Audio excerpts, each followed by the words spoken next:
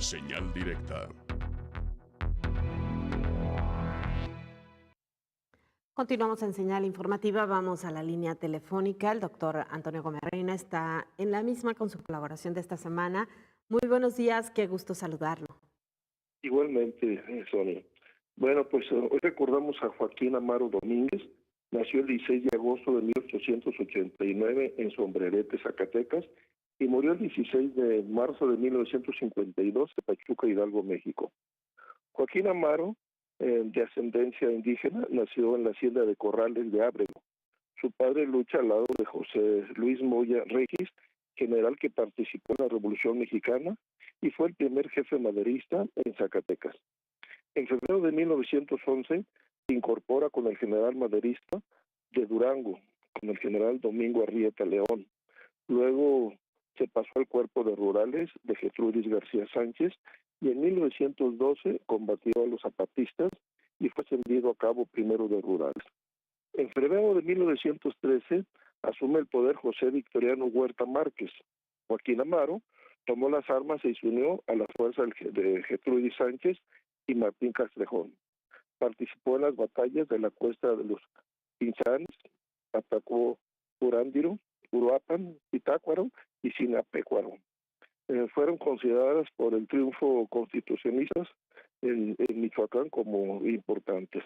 Cuando los villistas invadieron Michoacán, las fuerzas de Joaquín Amaro se replegaron hacia el sur. Al tiempo, como carrancista, recuperó Silao, adquiriendo fama como los Rayados de Amaro, llamados así por usar uniformes de las prisiones de San Juan de Ulúa. Joaquín Amaro y sus tropas, que sumaban más de 4,000 rayados, se incorporaron como la quinta división del ejército del general Álvaro Obregón y participó en la batalla de Celaya. Para 1916 combatió contra los zapatistas en Morelos y en el Distrito Federal, participando en la masacre de los pobladores de Villamilpa Alta. El 29 de octubre ejecutaron sumariamente a más de 100 jóvenes y adultos. Este método de ejecución fue el sistema del recién fundado Ejército Mexicano. En 1918, Joaquín Amaro operó en Durango y Chihuahua contra villistas. De igual forma, fue comandante militar de la zona del norte. Para 1920 se unió al Plan de Agua Prieta como jefe de la Quinta División del Norte. En 1924 fue nombrado subsecretario encargado del despacho de Guerra y Marina. Al ser nombrado general de división, fue secretario de guerra durante la presidencia de Plutarco Elías Calles, Emilio Portesil y Pascual Ortiz Rubio. Al estar al frente del ejército en 1924 hasta 1931, generó un plan para reorganizar jefes y tropas surgidos de la revolución, en donde se implantó disciplina y técnica. De 1931 a 1935 fue director de Educación Militar y del Heroico Colegio Militar. Para 1940 fue precandidato presidencial, pero se retiró al ser expulsado del país Plutarco Elías Calles. En 1943 presentó un estudio titulado Problemas de nuestra defensa nacional. Fue fundador de la Escuela Superior de Guerra, en donde se inicia la profesionalización de los mandos de las Fuerzas Armadas, teniendo como misión la capacitación para los estados mayores y para el ejercicio del mando en tiempos de guerra y paz. Joaquín Amaro fue leal al ejército constitucionalista de 1913 a 1920 y de igual forma al ejército mexicano de 1920 a 1952. En sí, participó en la Revolución Mexicana y en la Guerra Cristera y recibió los apodos de El Indio y El Arete. Después de la Guerra Cristera, mantuvo íntima amistad con los padres de la Compañía de Jesús, a quienes les heredó su biblioteca. Y al hablar del ejército y su misión, tanto en la guerra como en tiempos de paz, o la imagen de la cual el ejército y militares deja muy parado a su esencia. Y me refiero a su incapacidad para defenderse o hacerse respetar, ya que los mandos en las calles que están realizando funciones de seguridad pública desde el año 2006 para el combate de la delincuencia, que invade la responsabilidad de policías, ciudadanos y la falta de políticas públicas eficientes para prevenir el delito o la violencia. Y al sacar el ejército a las calles, el país vive cientos de enfrentamientos entre grupos delincuenciales y de estos contra el ejército, lo que ha ocasionado miles de muertos que han sido generadas por las décadas de corrupción, incapacidad institucional en materia de procuración de impartición de justicia. Y esa por acción directa u omisión, el Estado mexicano es el responsable de estas masacres. Y recordando a Joaquín Amaro Domínguez, que fundó la Escuela Superior de Guerra, en donde se dio la profesionalización de los mandos mayores tanto en tiempo de paz y de guerra, hoy parece el ejército mexicano lo están designando como un cuerpo policíaco, ya que ellos son y deben de ser profesionales en el ámbito militar y no policías civiles. Hemos visto que habitantes o delincuentes se les enfrentan verbalmente o físicamente en ocasiones, y sabiendo que tienen órdenes superiores de no defenderse contra la población, al aplicar la fuerza que deberán de utilizar, hoy reciben pues, durante décadas por la falta de respeto, tanto para los militares como para lo que representan. Pero qué tiempos aquellos en donde un soldado o un pelotón podía poner un orden a toda una turba.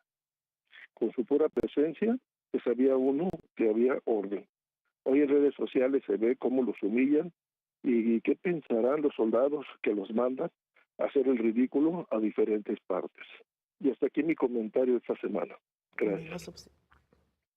Sí, doctor. Bueno, pues la verdad es que aún con que en muchas de estas revisiones y encuestas que se hacen sobre quiénes siguen teniendo confiabilidad, los militares todavía salen en una posición alta, bueno, desafortunadamente su presencia tampoco ha significado que se inhiba la comisión de delitos ni que se genere el respeto, ¿no?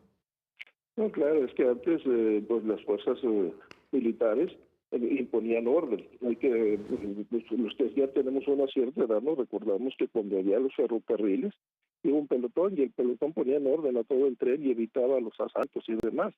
Y cuando había disturbios, con que se presentara un pelotón o pocos soldados, inmediatamente todo el mundo desaparecía de ahí, pero tenían órdenes de que eran respetados. Y había consejo de guerra para aquel militar que no se quiera respetar. Hoy en la actualidad, pues hemos visto que hay delincuentes o ciudadanos que les gritan, se presentan hacia ellos, y como tienen órdenes superiores de no hacer nada, pues entonces quedan ahí entredicho su función de poner orden. Y la gran pregunta que nos hacemos, ¿el ejército está para hacer policías en las calles o para tratar de inhibir el delito? Yo creo que es la irresponsabilidad y la falta de capacidad de las políticas públicas en relación a estos temas. Incluso un poco al revés, ¿no? Recordemos, por ejemplo, estos retenes que siempre han existido en muchas de las carreteras de nuestro país y se habían convertido en una especie de garantía de seguridad para el ciudadano. Bueno, pues ahora más bien lo que trata de hacer el común de los ciudadanos es en horas en particular que pueden ser peligrosas, no utilizar las carreteras donde están estos retenes.